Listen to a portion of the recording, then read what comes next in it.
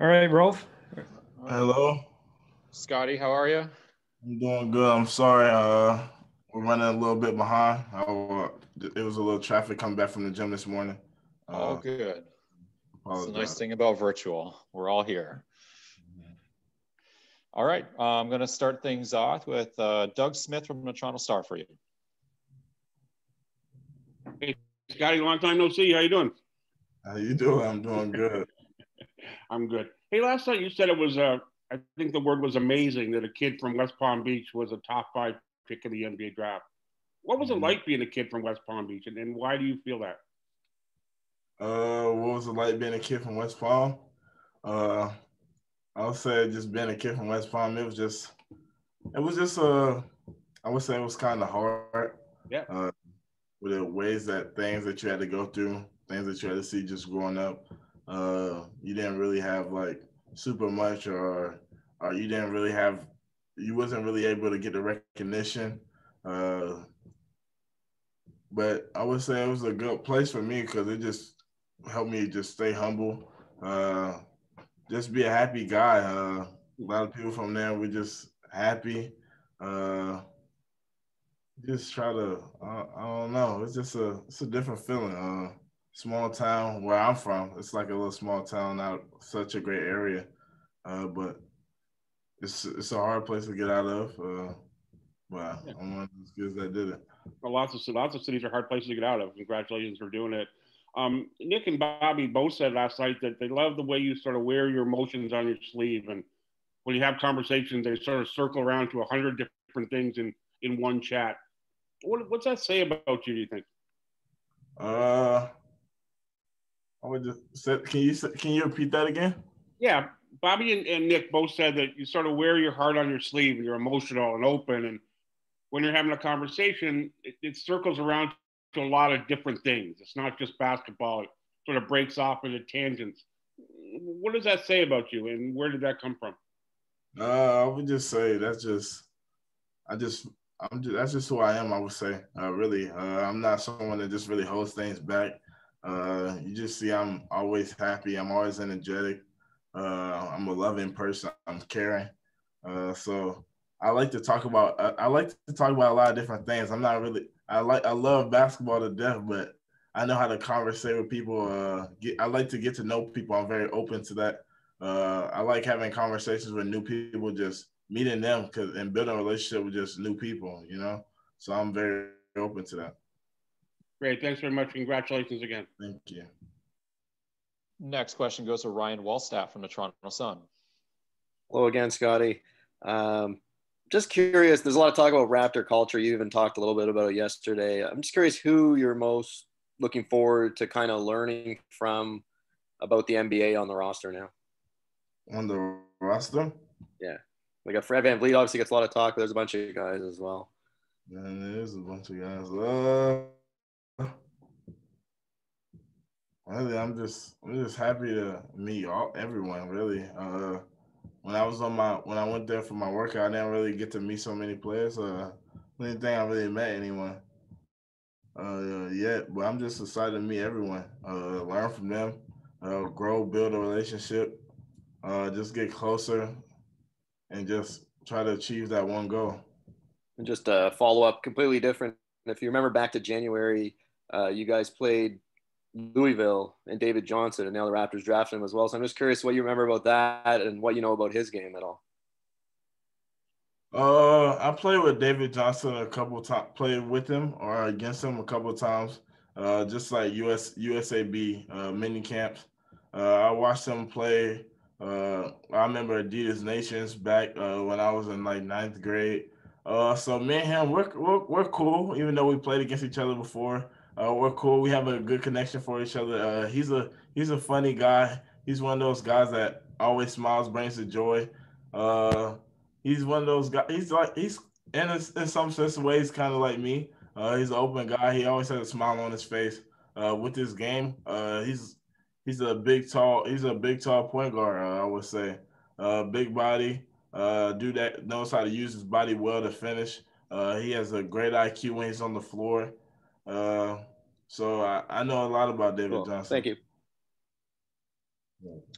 Next question goes to Eric Kareen from The Athletic. Hey, Scottie. Thanks for taking the time again. Wasting no time. When did you get to the gym this morning, and what was your program like? Last night I had my little private dinner, but it was just like couldn't really sleep that much. So I just was like, it was just like a huge rush of emotions. I just really just wanted to get in the gym this morning. Went there about 8:30 in the morning. My trainer was already here, so we just went there to go work out for about an hour 20, just getting right to work so I could just be prepared. This question is maybe better for a bit down the line, but I'll ask it anyway. Obviously, you come to the NBA with a lot of skills that are ready to, go. You could plug and play right now, and there are other things that the Raptors will really want to see you develop. When you hit the floor, how do you plan to mix showing off what you're known for and what you can really do already while trying to get that new stuff into your game and game time action? I would just say when I just come and step on the floor, just bring it right away. I'm just gonna bring right away on the defensive end, bring that energy, talking, communicating. I would say that's just how I'm just gonna bring when I step on the floor. That's an instant thing that's just gonna happen, I would say, for me. But while showing other things, I'd say just with them playing throughout the offense, I'll be able to show my abilities of what I'll be able to do.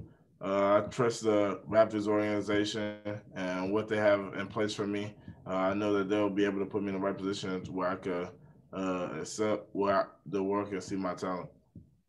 Thanks, Scottie. Congrats again, and looking forward to seeing you in person. Thank you. Appreciate it. Next question goes to Josh Lewenberg from TSN. Hey, Scottie, congrats again. I know the game has sort of gone positionless over the years, and you're a great example of it in terms of your versatility. But if you had to pinpoint your natural position or your primary position, what would you tell people is sort of your main position? My main position? Or do you have? Say that again for me, please. Or do you have one? I don't really have one. I would say you can put me at a point if you want to. You can put me at a power forward if you want to. Small forward. I would say, like, it doesn't really matter where I go on the floor. I would say I felt most comfortable with at point, I would say. Do you know what the plan is for the next few months? I presume you're headed to Vegas for Summer League shortly after this. Do you know what the rest of the summer is going to be like for you? I really don't. I have no clue. I'm just taking one step at a time. I'm going with the flow. I'm just going to go with how it's set up. Sounds good. Thanks, Scottie. Good luck. Thank you. Appreciate it. Next question goes to Michael Grange from Sportsnet.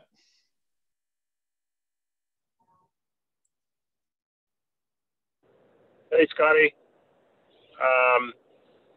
Couple of questions for you. One is on a professional level, like when you look at it at the NBA, who would you say is an influence for you? Who is somebody you maybe modeled your game off of?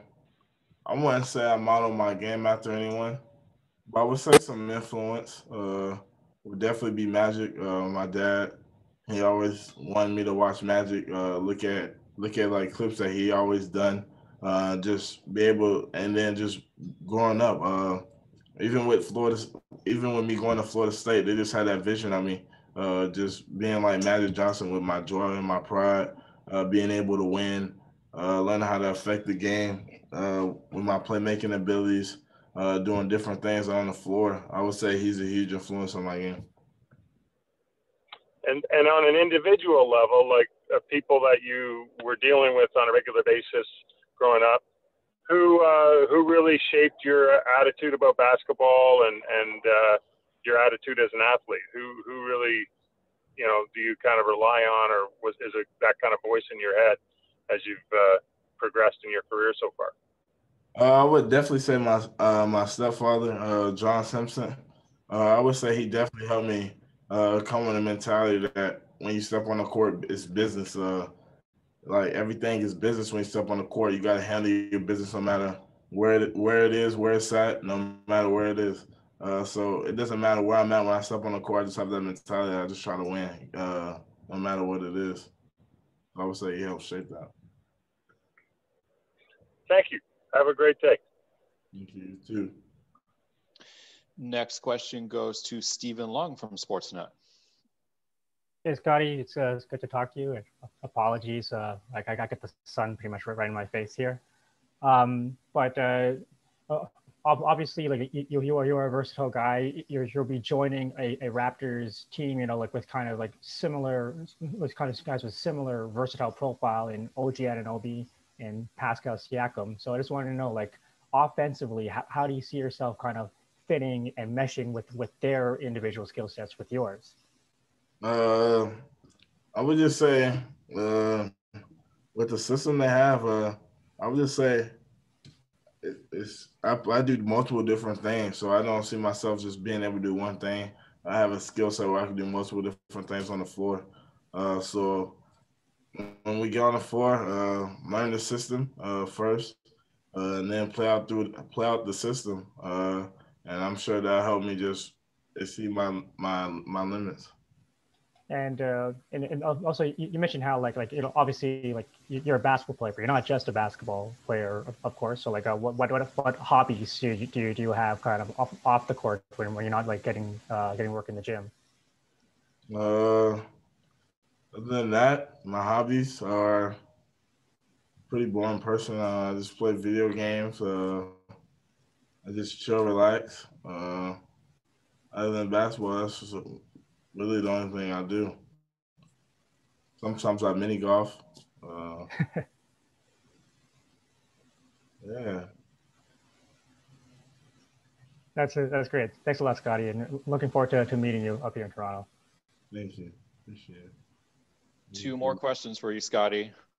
First one goes to Aaron Rose from SI.com. Hey, Scottie, congrats again. What was last night like for you? How'd you sleep, and were you flooded with DMs? I think I saw Drake reached out to you. What was it like? Last night was pretty crazy. It's from the moment they called my name. Super excited. Went through a lot of interviews. People just blowing up my phone, calling me, texting me. It was flooded DMs, flooded my Snap. It was just like it's a amazing moment. Instagram went on like 50K. It was crazy. It's just so surreal, you know. Woke up this morning, still feel surreal. It just doesn't feel real. I'm just like, I don't know. It's still crazy. Is there a moment when you think back that you started to realize that this would be a real possibility for you playing in the NBA and, you know, being a high first round pick? Was that fairly recently, or have you been sort of mentally on this path since you were growing up? I would say, yeah. I've probably been mentally on this path where it's just like, I know I can compete with anybody in the world. I know that my skill set, what I can do on the floor, I know I can compete. So I've been had this mentality where I know I can go really high. So I've been had that expectation for myself, I would say. Thanks, Scottie. Congrats. Thank you. Appreciate it. And final question for you, Scottie, is going to Javon Shepard from the CBC. Scottie, what's going on? Congrats, man. Thank you, my man. Last night you showed a lot of emotion, right? Was that more the fact that you're a top 4 pick, or was it the Raptors organization? I would just say probably both. That's big time being a top 5 pick, and then I love the Raptors. I love the Raptor organization. I feel like that was the right fit for me, where I can play. I know I could come in and just bring it with the with the mindset of the Raptors organization and the coaches that they have, I just knew it fit me. It's kind of like when I went, one of my decisions to go to Florida State, they come in with a culture, just a winning culture, wanting to win, defensive mindset. So it was basically kind of like the same. So it was just a huge rush of emotions for me. And then I know, when you're going through your interview process, they said your conversations can go everywhere, and it's outside of basketball as well. What did you know about Toronto and Canada on the whole? Because it's a completely different culture. It's not America anymore. Was there any fear and anything that you were scared of or any apprehensions? No, not at all. I know a lot about Canada. I have so many Canadian friends. One of my best friends Canadian. So I know a lot about Canada already. Just me. Great. I just know a lot of Canadians. But it's kind of my dad's side is all Jamaican. So I know that there's a lot of. All right. Me and you're gonna be all right. Yeah, there's a lot of Caribbean people there. A lot of great Caribbean food. It's a multicultural place. So I already know a lot about Canada. We got a lot of Jamaican spots for you. For sure. You gotta Appreciate put me it. All right, say no more. Appreciate it. Thank you. All right, Scottie, thank you for your time. Enjoy this experience.